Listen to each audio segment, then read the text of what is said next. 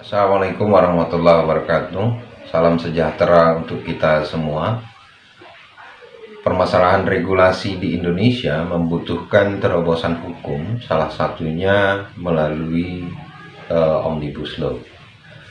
Sebagai metode pembentukan peraturan, Omnibus Law bertujuan menyederhanakan regulasi, sinkronisasi dan harmonisasi permasalahan peraturan yang biasanya terjadi. Walhasil, reformasi regulasi harus dilakukan secara menyeluruh dan terpadu, serta tidak menyisakan masalah atau malah menimbulkan masalah baru. Seperti terjadi pada RUU Cipta Kerja. Walaupun telah disetujui oleh DPR menjadi Undang-Undang Cipta Kerja pada 5 Oktober 2020 yang lalu, namun masih menyisakan ruang analisis mendalam. Praktik Omnibus Law pada Undang-Undang Cipta Kerja ternyata menuai penolakan dan kritik, terutama dari buruh dan kalangan akademisi. Menurut saya, belum jelasnya landasan atau prinsip umum dibentuknya Undang-Undang Cipta Kerja ini salah satu penyebab munculnya penolakan. Prinsip umum yang saya maksud sebagai pijakan pokok dan awal penggunaan Omnibus Law di Indonesia. Jika prinsip umum tersebut ditemukan dan telah ditetapkan, maka reformasi regulasi menggunakan Omnibus Law bisa dimulai. Di antara prinsip umum yang saya maksudkan yakni sistem perumpunan bidang dan perumpunan kelembagaan. Secara bebas, perumpunan bisa diartikan pengelompokan peraturan atau pengaturan berdasarkan jenis yang sama atau dari asal yang sama, dihubungkan dengan bidang dan kelembagaan. Maka perumpunan berarti pengelompokan pengaturan berdasarkan bidang dan kelembagaan yang berasal dari jenis atau asal yang sama. Pertanyaannya, kita akan memulainya dari mana? Jawabannya, Undang-Undang Dasar 1945 sebagai Konstitusi Indonesia.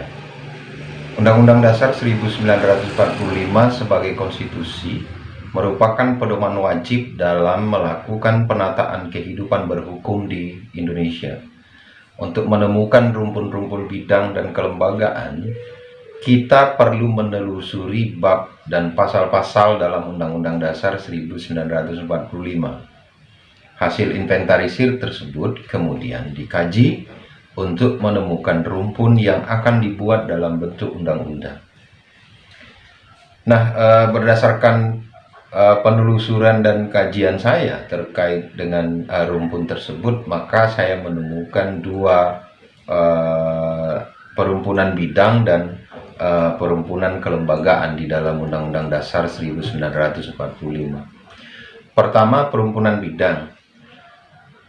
Perumpunan ini berarti memuat misalnya tentang proses penyelenggaraan bidang-bidang kewenangan, kemudian hubungan antar pemerintahan dengan warga negara, hubungan antar warga negara, kemudian juga pengelolaan sumber daya. Nah, perumpunan ini bisa kita juga sebut sebagai perumpunan administrasi negara. Kedua, perumpunan kelembagaan.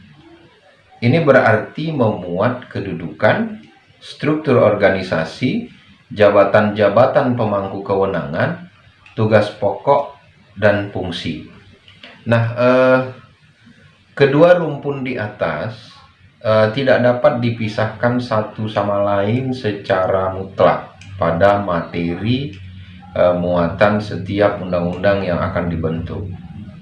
Setiap rumpun dan bidang dari rumpun atau subrumpun yang diatur dalam undang-undang akan terhubung satu sama lain. Misalnya, ketika mengatur tentang satu bidang, maka di dalamnya akan terdapat struktur organisasi, kewenangan, dan pelaksanaan kewenangan. Demikian juga sebaliknya. Nah, kegunaan perumpunan ini pertama, untuk memudahkan penataan dalam perencanaan, pelaksanaan, dan penegakan melalui reformasi regulasi secara mendasar dan menyeluruh di Indonesia. Kedua, sinkronisasi dan harmonisasi pengaturan, sehingga meminimalisir bahkan menghilangkan terjadinya konflik kewenangan atau konflik antar aturan. Nah, yang ketiga, meminimalkan kemungkinan terjadinya penolakan berlakunya sebuah peraturan, karena relatif bisa diterima oleh masyarakat dengan catatan tentu saja pembentukannya melibatkan semua pihak yang berkepentingan, kemudian transparan dan sesuai dengan ketentuan peraturan perundang-undangan. Keempat, penyederhanaan organisasi, penyelenggaraan pemerintahan dan pembangunan untuk mencapai kesejahteraan rakyat. Kelima, sistem perhimpunan ini akan memudahkan evaluasi peraturan perundang-undangan dalam rangka perubahan, misalnya kemudian pencabutan atau pembentukan peraturan yang baru sesuai dengan perkembangan kebutuhan hukum di masyarakat. Dalam hal ini, subrumpun tidak dapat dibentuk menjadi peraturan tersendiri karena dia lebih sempit. Maksudnya tidak bisa dibentuk dalam peraturan tersendiri itu yang setingkat dengan rumpunnya. Apalagi sampai mengubah, kemudian menghapus, bahkan membentuk norma baru yang terpisah dari rumpun. Jadi tidak bisa subrumpun tadi, misalnya sub bidang dari lingkungan hidup, yaitu kehutanan, dibentuk undang-undang tersendiri kehutanan ini. Menurut saya tidak bisa. Yang bisa dibentuk dalam bentuk undang-undang itu yaitu hanya lingkungan hidup, karena dia merupakan rumpun. Cara inilah yang dinamakan reformasi produk hukum menggunakan Omnibus Law sebagai metode pembentukan peraturan perundang-undangan untuk menyelesaikan persoalan-persoalan hukum seperti yang saya kemukakan di awal. Namun, Omnibus Law tidak bisa dijadikan sekedar kereta cepat dalam tanda kutip dengan alasan mereformasi peraturan, apalagi dalam bentuk undang-undang. Seperti Undang-Undang Cipta Kerja, dari sisi proses banyak dikeluhkan. Tidak sepenuhnya memberikan kesempatan para pihak terkait seperti buruh dalam hal ketenaga kerjaan, para penggiat lingkungan, masyarakat adat, kemudian relatif tertutupnya akses informasi. Bahkan naskah akademik dan draft RUU memunculkan kesimpang siuran di masyarakat. Kesimpang siuran tersebut misalnya, pertama, terjadi perubahan jumlah halaman. Saya sendiri mendapatkan 5 naskah RUU sebelum rapat paripurna itu 1028 halaman, dan yang beredar saat paripurna di DPR 905 halaman. Kemudian pasca paripurna menjadi 1035 halaman, berubah menjadi 812 halaman. Terakhir saya memperoleh naskah yaitu 1187 halaman. Kedua, terjadi perubahan substansi terutama dari 905 halaman menjadi 1035 halaman. Perubahan dimaksud yakni perubahan pasal 156 tentang pesangon pada Undang-Undang Ketenagakerjaan. Perubahan substansi norma Undang RUU yang telah disetujui dalam rapat paripurna sesungguhnya tidak bisa dilakukan lagi, kecuali terkait teknis penulisan, misalnya ada kesalahan huruf. Nah, untuk tanda baca menurut saya juga dapat dilakukan perubahan, namun jika akan mengubah substansi, maka perubahan itu sesungguhnya tidak bisa dilakukan. Kembali pada perhimpunan, terkait dengan hal ini, maka Undang-Undang Cipta Kerja sesungguhnya bukan rumpun bidang.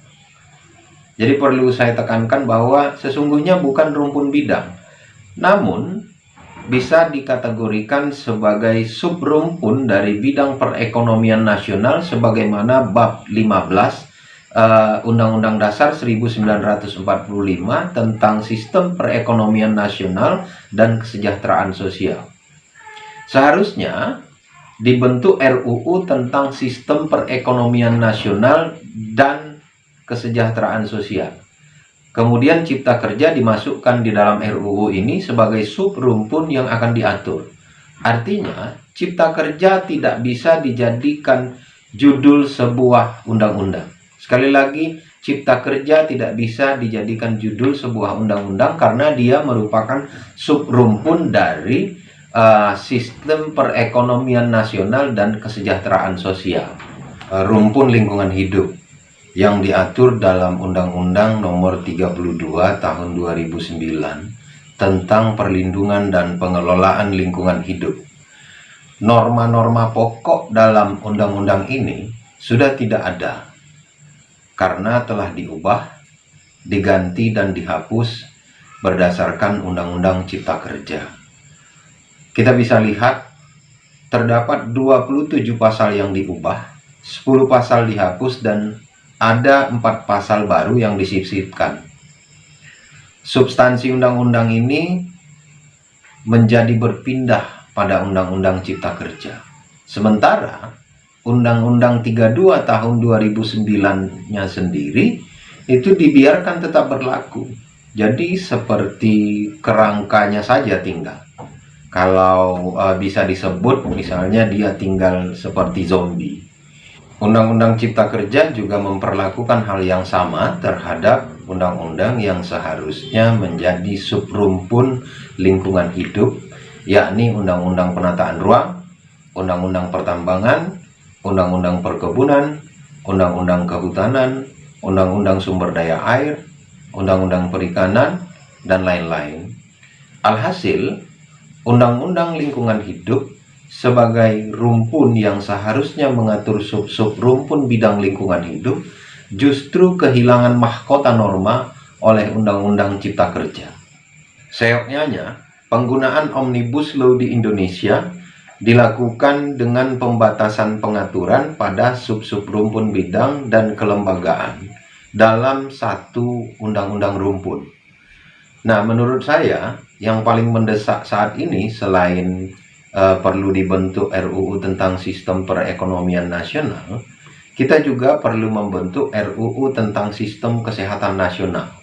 Kemudian juga perlu diubah Undang-Undang Sistem Pendidikan Nasional yang nantinya akan menyatukan Undang-Undang Pendidikan Tinggi dan Undang-Undang Guru dan Dosen. Ini tentu saja sesuai dengan program kerja unggulannya Presiden dan Wakil Presiden periode 2019-2024. Jadi kesimpulan saya, yang berlaku hanya satu undang-undang rumpun, sementara pengaturan sub-sub rumpun bidang dan kelembagaan bisa diatur lebih lanjut dengan peraturan pelaksana. Itu pun jika masih dibutuhkan pengaturan lebih lanjut. Namun jika tidak, maka cukup dengan pedoman teknis di tingkat lembaga, baik pusat maupun di daerah. Demikian, terima kasih. Assalamualaikum warahmatullahi wabarakatuh. Sekali lagi salam sejahtera untuk kita semua.